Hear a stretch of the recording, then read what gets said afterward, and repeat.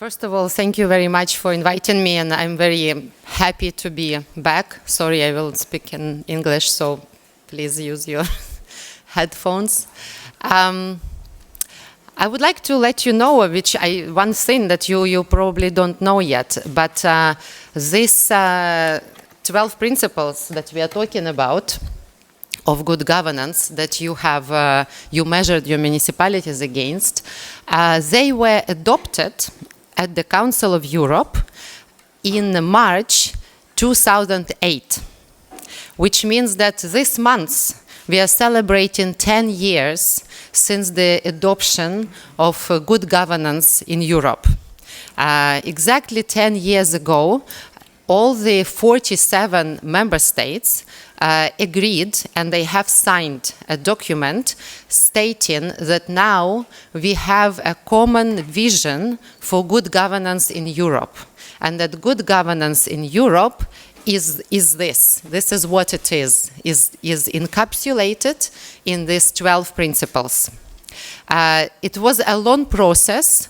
Before this adoption in 2007, the year before, all the ministries and governments of the member states, they gathered in Valencia, also actually in Spain. Spain is in the avant-garde of good governance, and they discussed these 12 principles. And then after some work done by the experts and by collecting all of the information from 47 member states, that was finally agreed that this is what good governance is about. And in order to celebrate these 10 years of good governance, we have created this poster in the Council of Europe. And if you can see on top of the poster, this is, do you know what this is? It's a fresco which is in Siena, and which was painted by the Italian artist whose name was Lorenzetti. And he painted it in 14th century, in 1339. And now it's in the local government building. If you come in, on one side of the room, you have this fresco which is called Good Governance, the effects of good governance. And you see the beautiful city. You see the people who are happy, who are dancing on the streets. You see the nice buildings, good infrastructure. Everybody has good quality of life, right? And then there is also allegory of good governance, which is a beautiful woman who symbolizes peace and harmony. And on the other side of the room, on the opposite wall, there is a fresco which is called Bad Governance. And there you have a dictator with the horns, and there is war, and there is destruction. So what is interesting is that already 14th century, it was like more than 500 years ago, that people were already thinking about how important good governance is. And now in the 21st century, we keep talking about it, and so that's why we kind of chose this fresco to symbolize these 12 principles.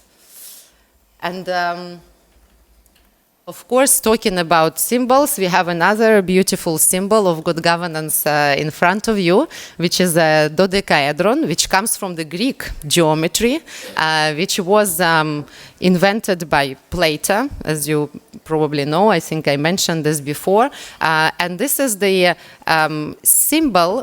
Plato invented it as a symbol of the fifth element. The fifth element, which is harmony, peace, good governance, which is ether, and which symbolizes also the power and the politics. And for us, it's also a very important symbol in architecture, in arts, in philosophy. Poincaré chose it as a model to represent universe, to represent the mathematical model of the universe. For us, it is very convenient because it has 12 facets, so we can engrave a principle of good governance on each facet, and we can give this to the municipality which can demonstrate that it respects all of the 12 principles of good governance by doing the serious work, serious evaluation, by asking its citizens, by going through different criteria and showing the evidence, not just saying, yes, we have good governance, but actually showing the evidence that each of the principles, each of the criteria, each of the indicator is respected and implemented in this municipality. And if the municipality following this process realizes that in some of the principles, some of the points are not truly respected to a full extent, then it is also very helpful because then this way you will know what you need to work on, and the municipality will understand what can it do in order to improve and to make the citizens happier. And I think it was 2 or 3 days ago, I read in the news that, you know, there is this famous survey of happiness that is done by the United Nations. And actually, so there are top 10 happiest countries in the world, and 7 of them are European, and they are members of the Council of Europe. And their usual top 10 is always Finland and Sweden and Germany and, right, Switzerland, I think. But what is interesting is that these top countries, they are also most decentralized, and according to our estimation, because we do also Council of Europe own kind of expert evaluation of the level of governance in the countries, in our member states, these countries are actually also on the top list of good governance, and on the top list of transparency, ethics, and the lowest levels of corruption, which also contributes to good governance. So what I want to say is that working for good governance, it's not just some, you know, technical, bureaucratic thing. It's something which contributes to the happiness of people, to the citizens. They are happy to live in your municipality, in your country, if they can see, if they can trust the authorities, and if their quality of life is high. And this is the job of the local authorities, to ensure good quality of life. So this is why we are working on it. This is why it is important to us. And this is why we are very glad that you have done this work in the Basque country, because so far, it's only several countries that are working. We are now only at the beginning of the process, and you are showing a very good inspiration and a very good example to other countries. We are now, I was last week in Athens, and we have awarded the labels of good governance to 15 Greek municipalities, and they will continue now working with the process. Right now it has started it's going on in Poland, and I think it's about 1,000 municipalities which have applied because it's for the whole country. And we are working, we have an expression of interest from the regions as well, because it can be a country or it can be a region. And there is a region in Italy which is applying for this right to award the label, Friuli Venezia Giulia.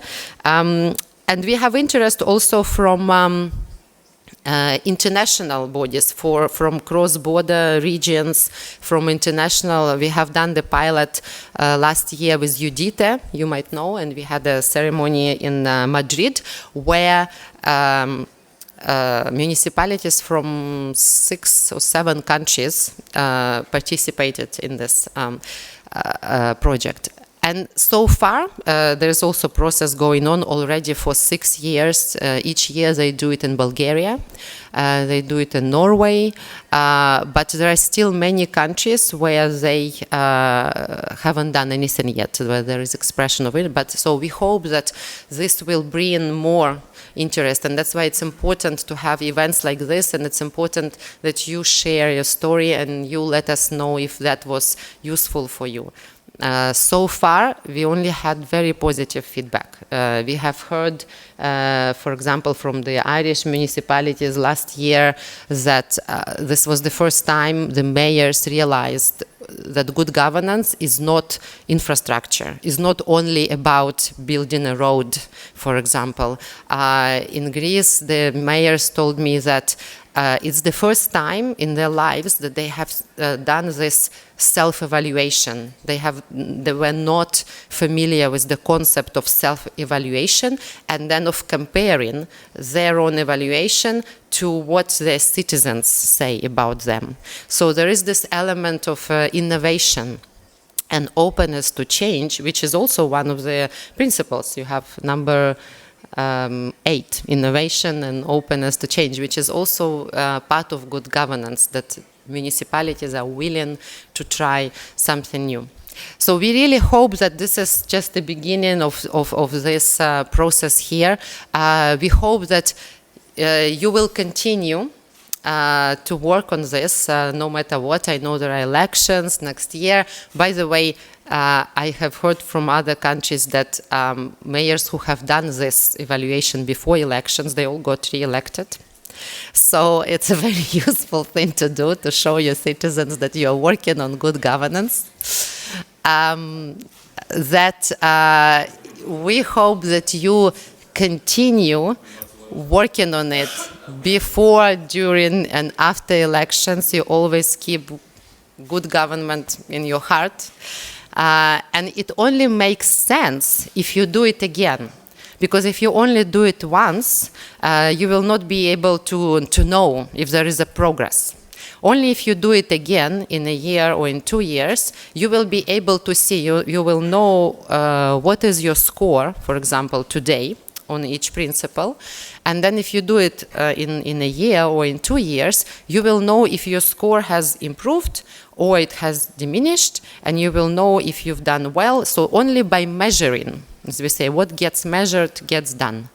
Only by measuring your results, you will be able to see and to show and to prove that there has been progress, that there's been improvement, and you will know what exactly will need to be improved.